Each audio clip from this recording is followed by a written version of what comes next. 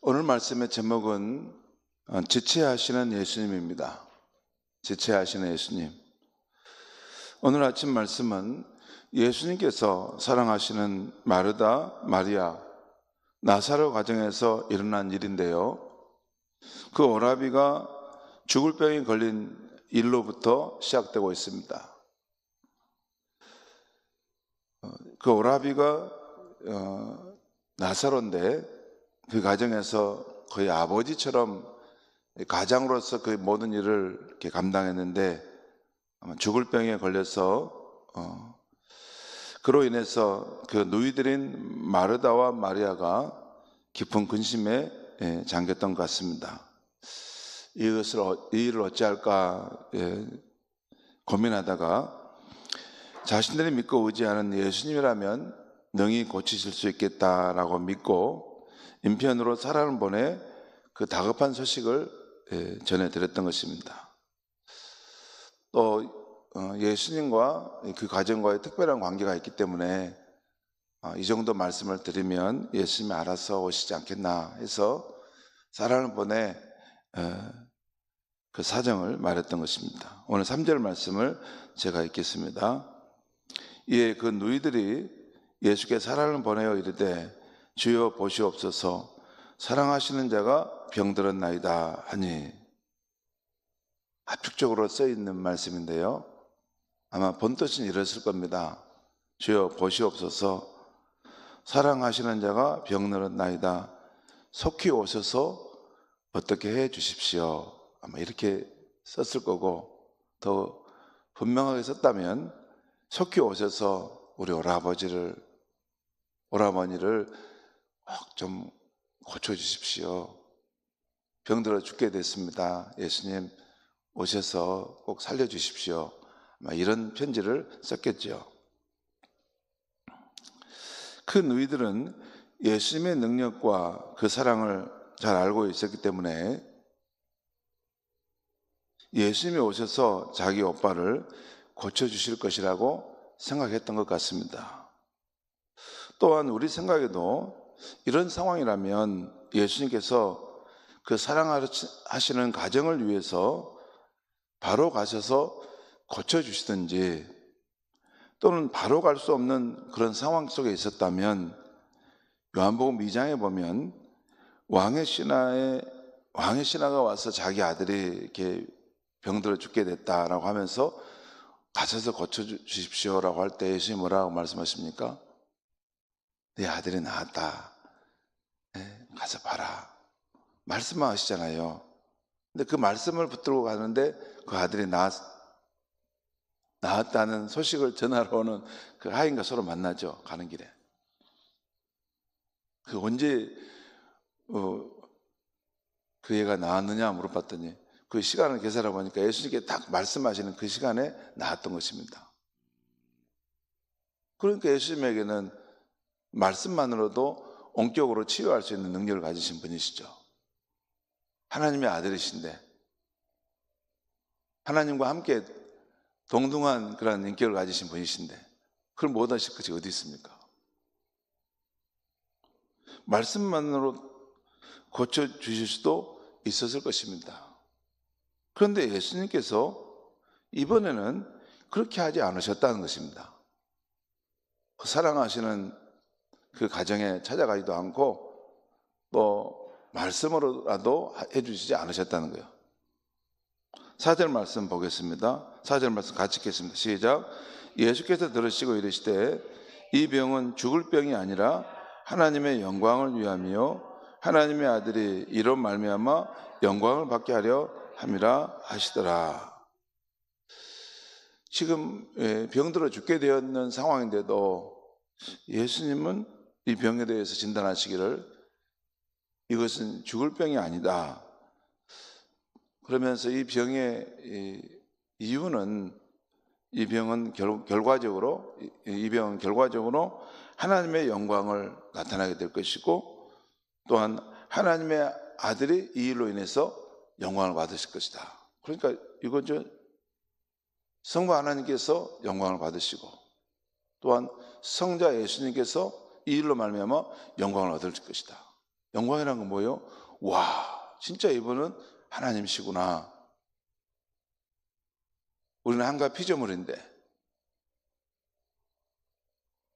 우리는 한계 안에 있는 존재인데 이분은 인간의 죽음도 뛰어넘을 수 있는 어떤 힘을 가지고 계신 분이구나, 그 말씀이죠. 그래서 이것은 하나님의 영광을 나타내고 그 아들의 영광을 나타내는 일이 될 것이다, 이렇게 예수님 해석하고 있어요, 그 상황을. 그 다음 5절에서 7절까지 말씀을 제가 또 읽겠습니다. 5절입니다. 예수께서 본래 마르다와 그 동생과 나사로를 사랑하시더니, 예수님께서도 그 마르다, 그 동생 마리아, 나사로를 사랑하셨다고 말해요. 사실 이 가정은 베다니 마을에 있는 이런 가정이었어요. 여러분, 복음서를 보면 예수님께서 늘 그 바리새인과 유대인들에 의해서 그 비판을 받고 늘 이렇게 그 업무 속에 생활하셨지만, 예수님이 꼭 어디서 어느 마을에 쉬시는 곳이 있었어요. 거기 어디냐면 베다니 마을이었어요. 그 베다니란 말이 가난한 자들의 집이라는 그런 뜻인데요. 그곳에 사는 사람들은 예수님을 이렇게 늘 열린 마음으로 이렇게 받아들였던 것 같습니다. 그래서 예수님도 지치고 고날 때 항상 그 베다니 마을에 가서 쉬셨어요. 근데 거기서도 특별히 마르다, 마리아, 나사로 가정이 항상 예수님을 모시고 섬기는 것을 좋아했던 것 같아요. 그래서 오늘 이 말씀 보면 예수님께서도 이 본래 마르다와 그 동생은 나사로를 사랑하셨다, 그런 관계가 있었다는 거죠. 그런 인격적인 관계. 하나님의 아들 예수께서 육체를 입고 이 땅에 오셨을 때 특별히 예수님을 사랑하고 예수님을 반겨 맞아주는 사람들이 있었다는 것이죠. 자, 6절 말씀 보겠습니다. 나사로가 병들었다함을 들으시고 그 계시던 곳에 이틀을 더 유하시고, 놀라운 표현입니다. 아니, 나사로가, 그 사랑하는 나사로가 병들었다함을 들으셨다면 바로 가셨을 것 같은데, 그 계시는 곳에 이틀을 더 유하셨다, 머물러 있었다는 거예요. 7절에 그 후에 제자들에게 이르시되 유대로 다시 가자 하시니, 그러니까 한 이틀 동안은 낮과 밤, 또 낮과 밤 이렇게 침묵 가운데 그냥 지내시다가 이틀이 지난 후에 제자들에게 얘들아, 이제 유대로 다시 가자. 유대로 다시 간다는 말은 그 유대 지방 안에 예루살렘이 있고 그 가까운 곳에 베다니가 마을이 있는데요. 이제 그곳으로 가자, 그 말입니다. 성도 여러분, 이 다급한 상황에서 왜 예수님은 이틀이나 더 지체하셨을까요?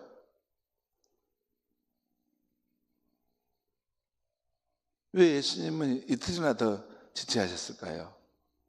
성도 여러분, 예수님은 항상 움직이실 때 하나님의 뜻을 우선순위를 두셨습니다. 하나님의 계획을 생각하시고 하나님의 뜻에 우선순위를 두셨어요. 그걸 따라 일하셨는데, 다시 말해 아직 하나님의 때가 이르지 않은 것을 보고 기다리셨던 것입니다. 그리고 때가 이르자 얘들아, 이제 그곳으로 가자 말씀하셨다는 거예요. 그게 예수님과 보통 사람의 차이입니다. 우리는 우리 생각대로 이렇게 했다 저렇게 했다 하지만, 예수님은 하나님 아버지와 늘 가까이 계셔서 아버지께서 나와 함께 하시고, 또 아버지께서 그 행하신 뜻을 나는 또한 행하러 왔다, 그런 말씀을 늘 하시죠. 하나님의 때가 이르지 아니해서 기다렸다가 이제 때가 이르자 움직이셨던 것입니다. 다시 11절에서 15절까지 말씀을 제가 읽으면서 설명하겠습니다. 이 말씀을 하신 후에, 11절입니다. 이 말씀을 하신 후에 또 이르시되 우리 친구 나사로가 잠들었노라. 그러나 내가 깨우러 가노라. 제자들이 이르되 주여 잠들었으면 낫겠나이다 하더라. 이 예수님께서 이 말씀하신 것은 나사로가 지금 죽었다는 것을 표현한 건데 제자들은 그 뜻을 오해해가지고 그냥 표면적인 말만 듣고 잠들었으면 이제 푹 자고 낫겠습니다 이렇게 말했던 거예요. 13절 보겠습니다. 예수는 그의 죽음을 가리켜 말씀하신 것이나 그들은 잠들어 쉬는 것을 가리켜 말씀하신 줄 생각하는지라. 그러니까 예수님은 잠든 것을 이제 그가 죽었구나라고 이렇게 표현했는데 제자들은 잠들어서 이제 참 푹 쉬고 그러면 낫겠구나 이렇게 생각했다는 거죠. 14절 보겠습니다. 이에 예수께서 밝히 이르시되 나사로가 죽었느니라.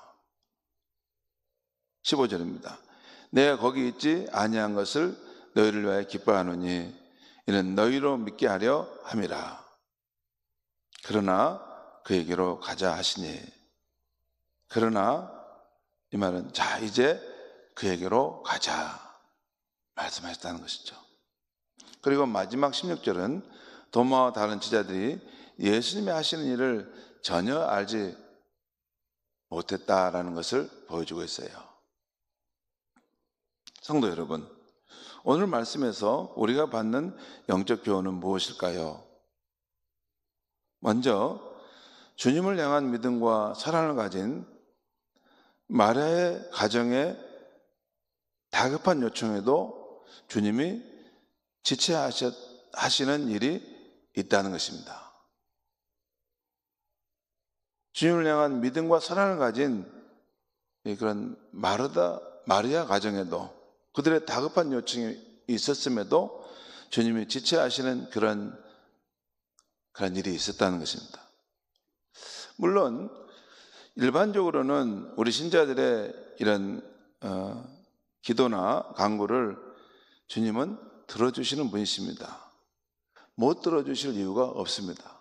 오늘 말씀을 여러분 이게 항상 이러구나 이런 게 아니고 일반적으로는 우리 성도가 주를 믿고 사랑하는 성도가 구할 때 우리의 중보자이신 예수님은 또 하나님의 아들이신 예수님은 우리의 기도를 얼마든지 들어주십니다. 못 들어주실 이유가 없습니다.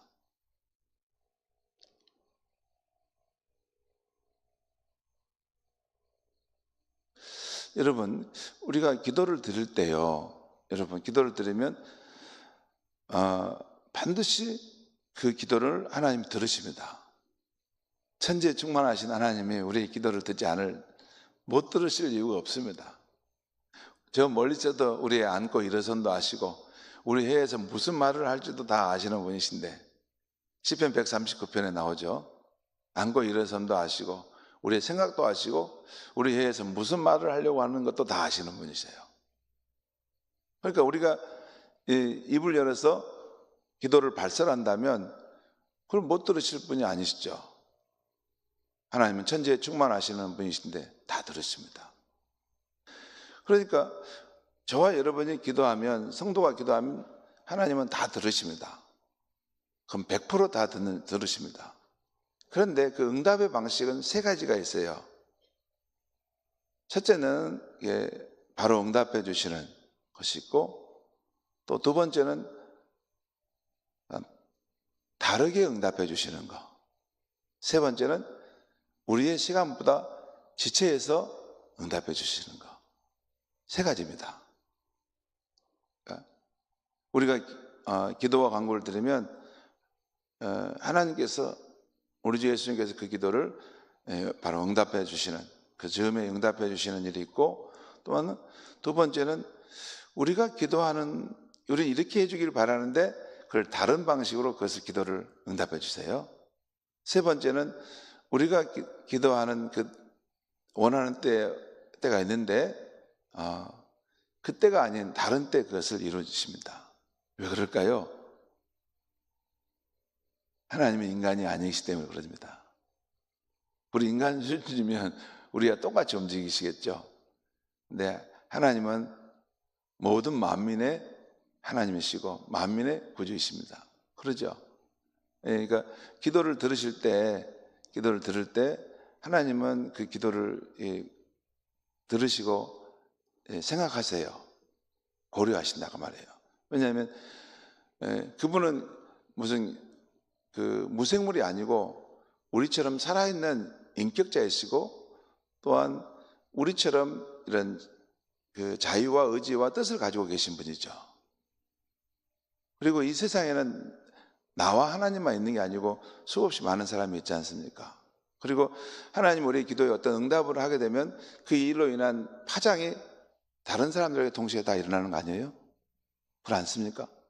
예를 들어서 시험을 합격하려고 하는데 시험 합격하는 사람이 딱 50명만 합격하는데 그러면 만약 우리 자녀가 딱 거기에 50번째로 들어가면 누가 한 사람 떨어질 거 아닙니까? 그러죠? 불신자는 떨어뜨리고 그럼 우리 아들은 그냥 합격시키면 것입니까? 하나님은 여러 가지 생각을 다 하시죠. 그리고 또한 우리 자녀가 믿음이 어느 정도인가 또 이게 성숙도가 어느 정도인가 다 생각하시죠. 왜냐하면 철없는 자녀 그러죠. 아무 감사도 모르고 막 이렇게 객기 부리는 자녀 부모가 막 기도했다고 그냥 막 다 합격해줘 보면 어떻게 되겠습니까? 그것이 좋은 결과를 가져온다고 보장할 수 없죠. 그러니까 하나님은 우리의 기도를 들으실 때 다 들으셔요. 들으시는데 그것을 어떻게 응답하면 좋을까 하는 것을 하나님은 다 생각하십니다. 그게 바로 응답하기도 하시고 또한 우리가 원하는 방법과는 다른 방법으로 응답하시고 또 하나는 우리가 원하는 때보다 더 늦은 시간에 응답하실 때가 있어요. 여러분 참으로 예수님을 믿는 마음, 사랑하는 마음으로 신앙생활을 계속 해오다 보면요 응답되지 않은 것처럼 보여서 우리가 힘들 때가 있어요. 그런데 세월이 지나놓고 보면 어떻게 알게 되냐면 이걸 다른 방식으로 이것을 응답해 주셨구나. 나는 이제 포기해버리고 하나님이 응답 안 해주시는구나 포기해버렸는데 세월이 지나놓고 보면 그것을 이루어 주셨네 이것을 깨닫게 되는 것이 믿음 신앙생활입니다. 여러분 그것이 신앙생활이에요. 자 오늘 이 상황 보면 예수님께서 그 마르다와 그 동생과 나사로를 사랑하시지만 또 그 나사로가 병들었다 함을 들으셨음에도 바로 찾아가지 않고 이틀이나 더 지체하셨다는 것입니다. 그처럼 하나님은 또 우리 주 예수님 우리를 사랑하시지만 우리의 간구에 대해서 그 응답의 때를 지체하실 수가 있다는 것입니다. 물론 그 지체에는 분명한 이유들이 있습니다. 오늘 말씀 속에서는 하나님의 영광을 위해서 또 우리에 대한 사랑과 유익을 위해서 여러분 여기 분명히 나와 있어요. 그 가정을 사랑하시지만 이틀을 더 지체하셨다. 더 좋은 곳을 주시려고 하는 깊은 뜻이 있으셨다는 것입니다. 여러분요 잠깐 보시죠. 죽을 병에 걸렸던 나사로를 일찍 가셔서 만약 고쳤다고 하십시다. 그러면 그 나사로를 고치신 이야기는 예수님이 수없이 많은 병자들을 고친 이야기 중에 그냥 한 이야기 그 정도의 이야기에 불과한 뿐입니다. 근데 나사로의 이 경우는 죽은 지 나흘이나 되는 사흘이나 돼서 무덤에 묻혀서 이제 썩는 냄새가 나는 상황에서 이걸 살려내신 거예요. 이 경우는 인류 역사에 딱 한 분입니다. 한 사람이에요. 거의 예수님이 이렇게 3일 동안 무덤에 묻히셔서 살아나셨잖아요. 근데 나사로는 하루 더 사흘째 살아난 거잖아요. 이것은 그 가정으로도 놀라운 영광이고 그 가정이 우리 오빠가 이 슬픈 일이지만 이거 잠시 참고 기다렸더니 온 인류에게 죽은 가운데서도 부활의 소망이 있다는 것을 전해주는 놀라운 이런 표본이 되었다는 것. 이것은 그 가정에서도 영광이고 또 하나님의 영광을 드러내고 예수님의 영광을 드러내는 놀라운 일이 되는 것이죠. 더 좋은 것 주시려고 하시는 깊은 뜻이 있었다는 것입니다. 그것을 믿기 때문에 좀 더 인내하고 나가는 것이 우리 믿음의 삶인 줄 믿습니다. 두 번째, 제가 잠깐 말씀드리면 오늘 예수님께서는 그의 사랑하시는 친구 나사로가 죽은 것을 잠들었다 하시며 내가 깨우러 간다 하십니다.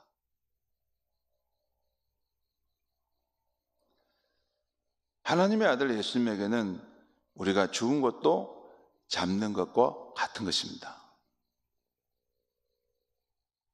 그렇기 때문에 우리가 믿는 하나님의 아들 예수님은 우리 신자가 믿음으로 살다 죽게 된다 하더라도 어느 산자락에 우리의 육신이 묻혀서 흙으로 돌아갈지라도 언젠가 부활의 아침이 될 때 우리를 마치 잠에서 깨우듯이 깨워내실 것입니다.